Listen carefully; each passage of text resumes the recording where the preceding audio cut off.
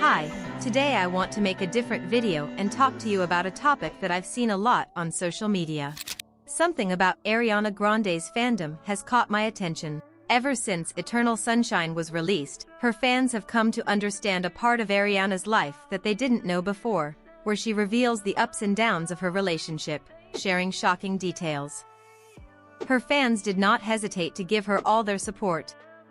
I used Ariana Grande as an example because it's the most recent, but most fandoms act this way, and of course, there are exceptions, especially with large fandoms.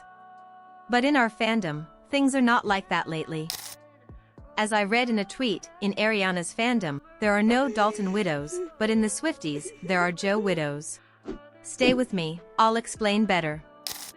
In 2022, Taylor released You're Losing Me, where Taylor has hinted at having gone through a particularly tough breakup. With lines like,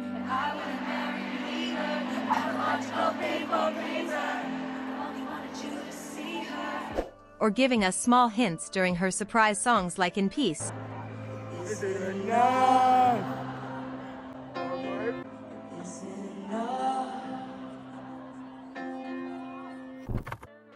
But many Swifties, especially on TikTok and parts of Twitter, instead of empathizing with Taylor, are judging her even more than the media, for some reason. Writing comments like these. Calling him dad, asking to wait to hear his side, saying that he saved her by being with her in 2016, when she perfectly explained that she didn't need to be saved. Or saying things like these.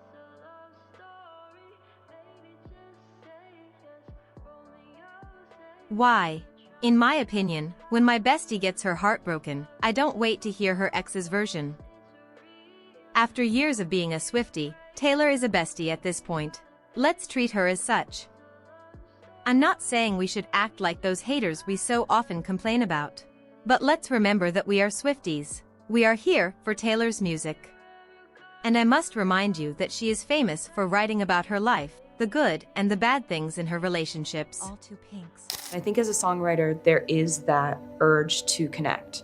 There is that urge to say, like, this is how I feel sometimes, and then have fans say, oh my God, like I feel that way sometimes too.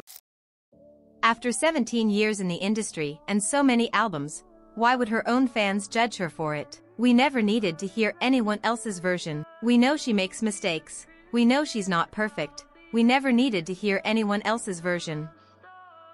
And of course, I believe the right thing to do is always to act maturely and say, oh, Taylor went through this, without the need to hate or defend her exes.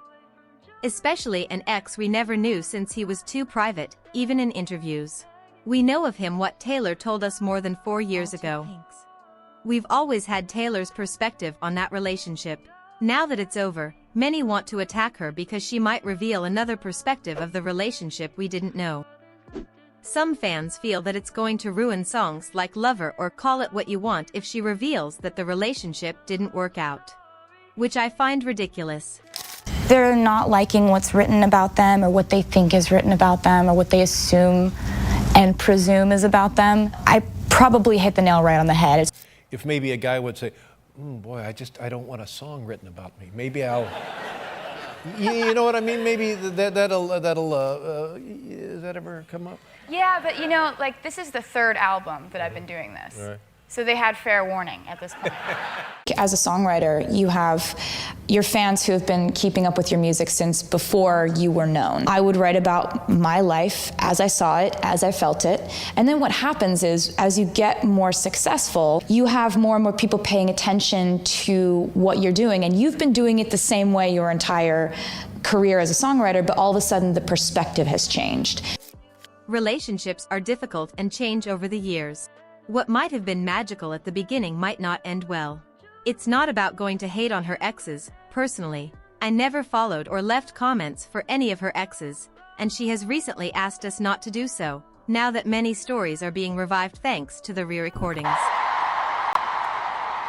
I'm 33 years old. I don't care about anything that happened to me when I was 19 except the songs I wrote and the one who was reading it today. So what I'm trying to tell you is that I'm not putting this album out so that you can go and like should feel the need to defend me on the internet against someone you think I might have written a song about. Currently, Taylor is in a relationship where she is visibly happy, so why defend and bring someone from the past? She is just going to tell her story from her perspective, probably more focused on her feelings than on specific situations, as she always does. So I repeat, it's not about hating her exes, it's about remembering that we are here for Taylor and her music, which has always been honest with us. And of course, I want to clarify that this is just a small part of the fandom. I know very well that the real Swifties are here solely for Taylor and her music, and we do not support any kind of hate. Meanwhile, let's wait for what Taylor has to tell in an album which she said she needed to make and on which she has been working for 2 years. I was writing about, it was like, it kind of reminded me of why songwriting is something that like actually gets me through my life.